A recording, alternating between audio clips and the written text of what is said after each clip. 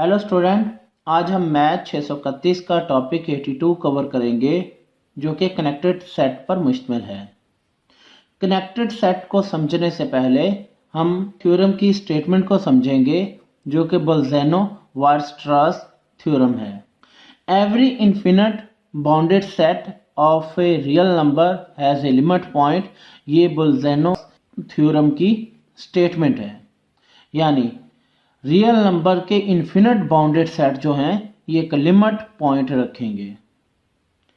ए clear जो है equal होगा अगर हम ए यूनियन और ये ए डी जो है ये एक लिमिट पॉइंट है।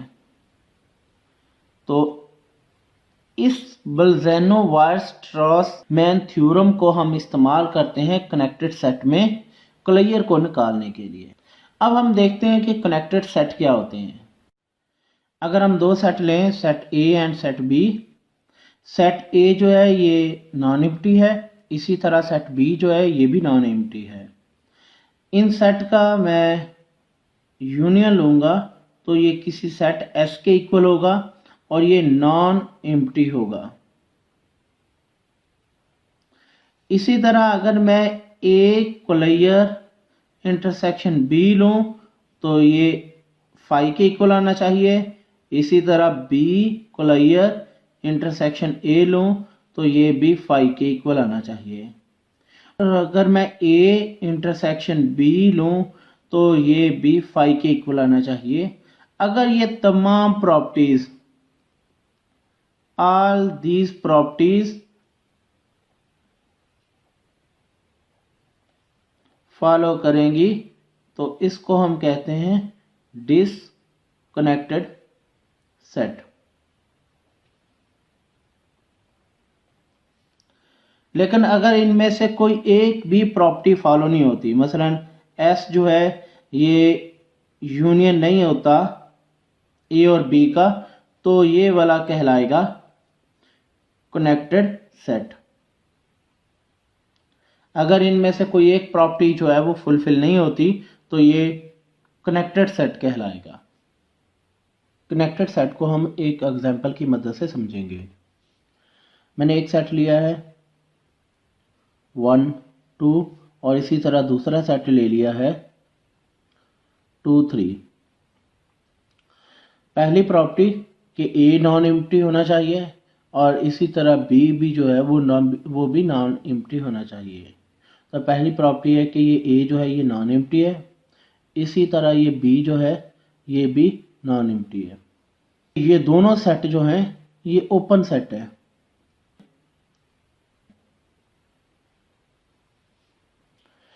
तीसरी प्रॉपर्टी है कि हमने क्लियर लिखना है तो A clear is equal to 1 व 2 और B clear is equal to 2 व 3। अब यहाँ पर हमने पहले इसका लेना है इंटरसेक्शन।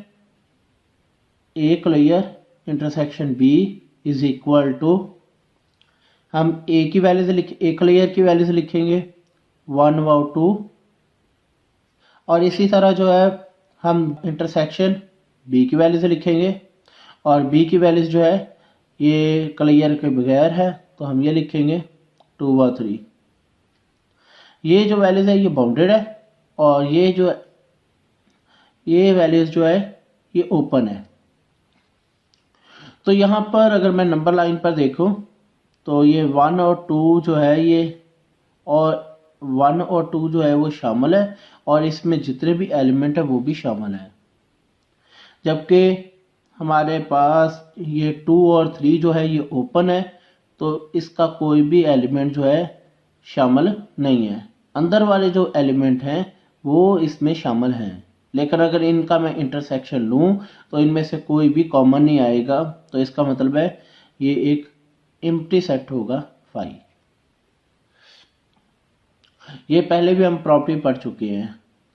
तो इसी तरह अगर मैं दूसरी प्रॉपर्टी लिखूं B clear intersection A is equal to B clear जो है ये ओपन है 2 व 3 इंटरसेक्शन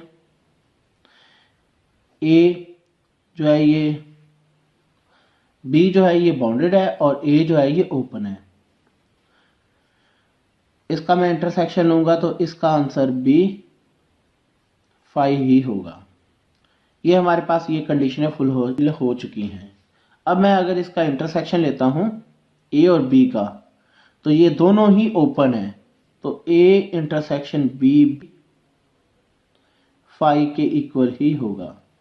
और अगर इसका मैं यूनियन ले लूँ ये ए और बी का, तो ए की वैल्यूज जो है ये 1/2 है और यूनियन 2 व 3, तो ये तमाम प्रॉपर्टीज जो है ये फुलफिल कर रहा है, तो हम इसको कहेंगे ये डिसकनेक्टेड सेट है। इसी तरह अगर हम कनेक्टेड सेट को देखें तो कनेक्टेड सेट क्या है कि इनमें से कोई एक प्रॉपर्टी जो है वो फुलफिल ना हो। ए जो है वो 1 व 2 है और बी जो है ये हमने बाउंडेड लिया है 2 व 3। मैं इसका क्लियर लिखूं, ए क्लियर इज इक्वल टू 1 व 2 आ जाएगा और बी क्लियर जो है ये इक्वल होगा 2 व 3 के। मैं पहले की तरह ये फार्मूला लगाऊंगा, ए क्लियर इंटरसेक्शन बी, और ए क्लियर की हमारे पास है वैल्यूज 1 व 2 इंटरसेक्शन, और बी की जो वैल्यूज है वो 2 व 3 है। अब ये दोनों बाउंडेड है, तो इसका मतलब है यहाँ पर इन दोनों में 2 जो है वो कॉमन है, तो ए क्लियर इंटरसेक्शन बी ये 2 के इक्वल आ जाएगी, तो इसका मतलब है ये नॉन एम्प्टी नहीं है, तो ये कनेक्टेड सेट है।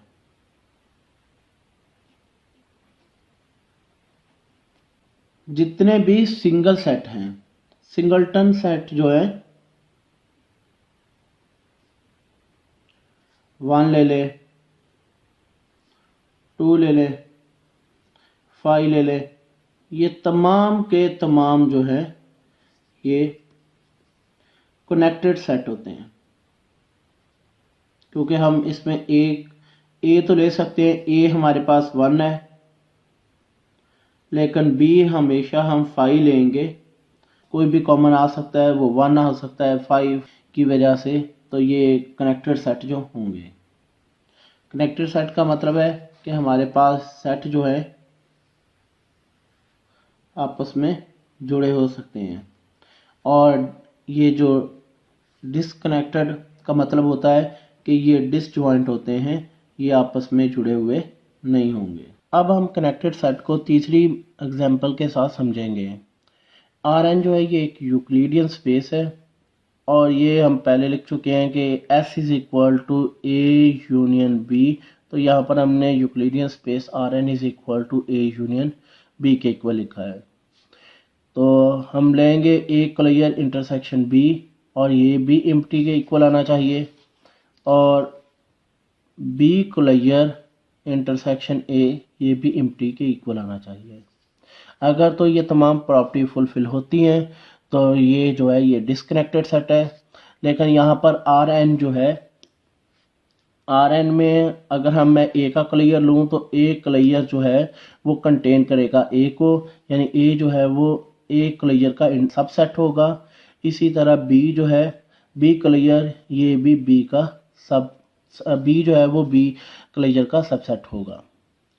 तो इन दोनों का अगर मैं इंटरसेक्शन लूँगा तो ए क्लियर इंटरसेक्शन बी ये नॉन एम्प्टी होगा, और इसी तरह बी क्लियर इंटरसेक्शन ए ये भी नॉन एम्प्टी होगा। तो इन दोनों में हमारे पास कोई ना कोई एलिमेंट कॉमन आएगा, तो ये यूक्लिडियन स्पेस जो होती है ये कनेक्टेड होती है। पॉलीगोनल पाथ, यहाँ पर हमने मुख्तलिफ पॉइंट लिए हैं जिनको x1, x2, x3, x4 का नाम दिया है। अगर हम इनको कनेक्टेड करवा दें तो ये एक लाइन सेगमेंट बनेगी L1, L2, L3 so on.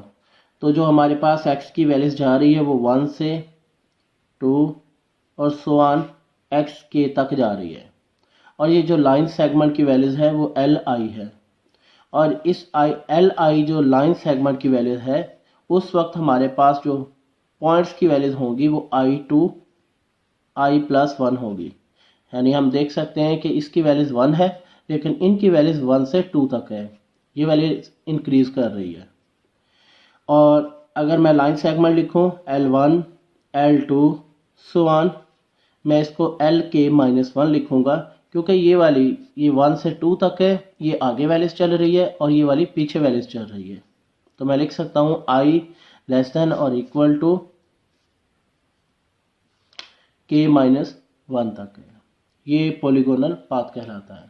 पॉलीगोनली connected set, ये जो हमने मुख्तलिफ पॉइंट लिए हुए हैं x1 x2 x3 x4, अगर ये किसी सेट के अंदर मौजूद हों और ये सेट किसी S को बिलोंग करे तो ये पॉलीगोनली कनेक्टेड सेट कहलाएगा, क्योंकि इसमें से कॉमन आ सकता है।